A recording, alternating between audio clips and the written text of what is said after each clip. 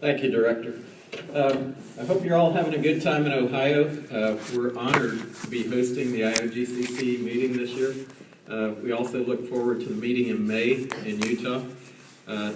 We think this organization is very valuable. This gives us as state regulators an opportunity to meet with one another.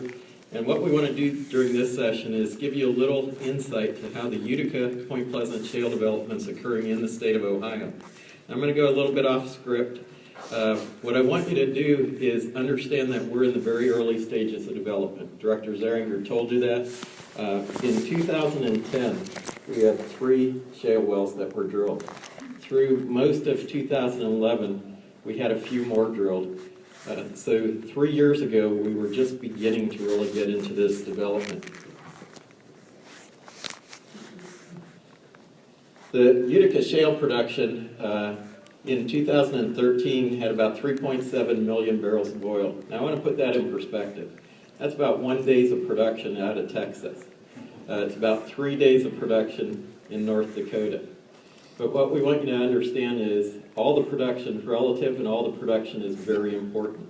What this production allows is that our country is gaining energy independence, and every bit of energy production from all of our states matter. The production that you're seeing is Utica production only. Ohio has a very long history of oil and gas development. The oil and gas industries existed in Ohio for more than 150 years. We have some 64,000 wells that are active in Ohio. About 51,000 of those produce some amount of oil and gas. Now those are the conventional wells. In fact, the second well that was ever drilled in the country was drilled in Ohio just after the Colonel Drake well, the famous well that was drilled in Pennsylvania. Bethany, go back to that a minute. The gas production, again, in 2013, out of the Utica shale alone, not counting the conventional production, we had about 100 million MCF. Now, the Utica play is turning into a wet gas play. It has a zone that has a fair amount of condensate associated with it, but it's rich in natural gas liquids in much of its area. Ohio has quite a number of processors. I believe we have 7 processors that are now built and functional in Ohio. Those were built within the last couple of years. David's going to talk about that a little more. We also have a lot of pipeline development. Because we have a wet gas play, we're very dependent on gathering systems, and we're very dependent on processors and fractionators. I'd like to show a little bit of an animation of the quarterly growth in gas production. Now, as the Utica shale came to Ohio, our production reporting was based on annual production. Many of you are familiar with that. The companies would report their production in the spring of each year in March, and we would get annual numbers. Just a short while ago, we changed the annual production to quarterly production for shale growth. So we can see the quarterly growth of the shale gas. Okay, run it through again. We're having a little trouble with the animation.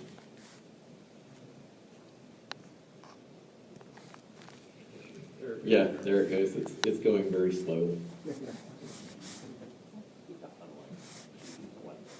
Okay, what we're trying to demonstrate here is that because we're in that very early phase of development, I remember in 2010 we had 3 wells, in 2011 we had a few more. We're at the very early stages of development, very early stages of production coming out of these wells, but at that you can see how the growth is beginning to increase quite a bit. The development in Ohio is occurring mainly in our eastern counties. The shale development, go ahead and flip to that next one. The shale development's occurring in counties in the extreme eastern part of the state and the southeastern part of the state. This is showing the gas development. These are core counties. There are about 14 counties that are the core of the Utica shale development.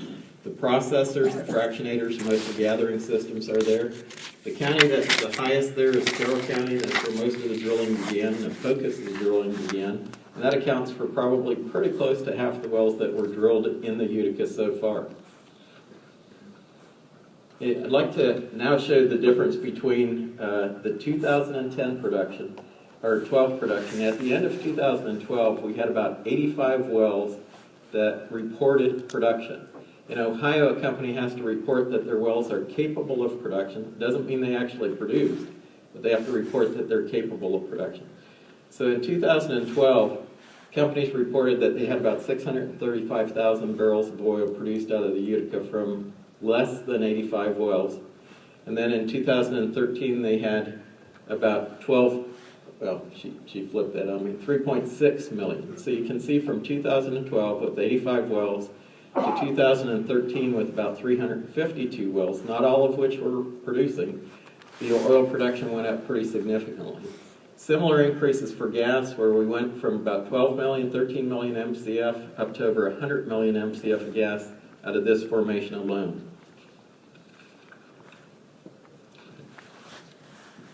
Okay. Now we'd like to show the total production in Ohio. Total production includes that shale production that we just showed as a subset of our total production, compared with the total production. Remember those 51,000 wells that are the conventional wells that also add significantly to our production. We went to almost 5 million in 2012 to over 8 million barrels of oil combined production in 2013. 87 million MCF to 172 million MCF of gas. Now these are significant numbers. It's showing an increase and a fairly rapid increase in production in these Utica wells.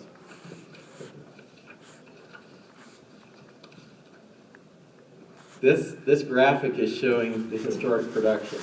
Our first well was drilled in 1860. I know you can't see the years down there, but it's showing oil growth as Ohio produced.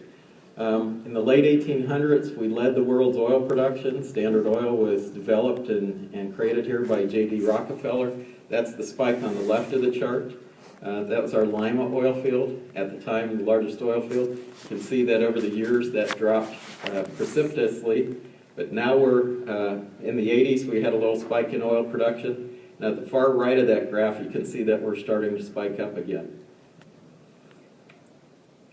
This is a graph that shows gas production. Again, this is a historic gas production curve showing that over the 150 plus years of gas production in our state, again, the gas production was dropping pretty dramatically. You can see that as the shale development began to occur in Ohio in 2012, gas production spiked up to almost vertical increase in production. That is very significant for the nation's energy. This is where I want to go off script a little bit. It's traditional in IOGCC meetings that the host state kind of give a summary of oil and gas activity within their state. But I'd like to call on a few of my counterparts, my friends from other states. Ohio is in this very early stage of development. If you're not familiar with shale development as it typically occurs, exploratory wells go in. So we drill wells, or companies drill wells throughout the state to try to identify where they should put their resources. As they begin to narrow in on those areas that are best to drill, the drilling rates pick up. Eventually it goes into what we term development drilling, or pad drilling, where multiple wells are drilled off of a pad for development and for economics. And then later we reach a kind of a plateau where the drilling has stabilized, the number of wells that are being drilled in any given period of time are relatively stable, and then the number of wells drilled eventually will drop, and then we go into maintenance drilling. Tim, Lynn, if I could impose upon you, could you relate where your plays are relative to where Ohio is, so that our audience has an understanding of where the Utica development is relative to some of the other shale plays?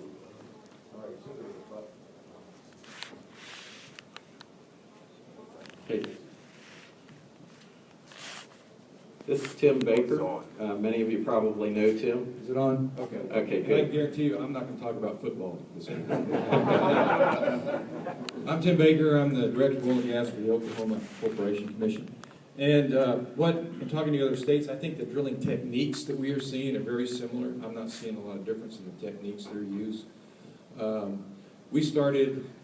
program started probably 8 years ago now. The number one play right now is our Mississippi Lime in northern Oklahoma on the Oklahoma-Kansas border. You're going to hear a lot more about a new play that started maybe 3 years ago called the Springer Shale. The Springer Sand's been a known common source of supply in Oklahoma for many, many years. And we're now finding in south central Oklahoma, that's a real hot area that we're seeing a lot of growth in that area. It's probably still in its infancy. We are receiving about 100 permits a week, permits to drill. That's dropped off slightly in the last couple of months.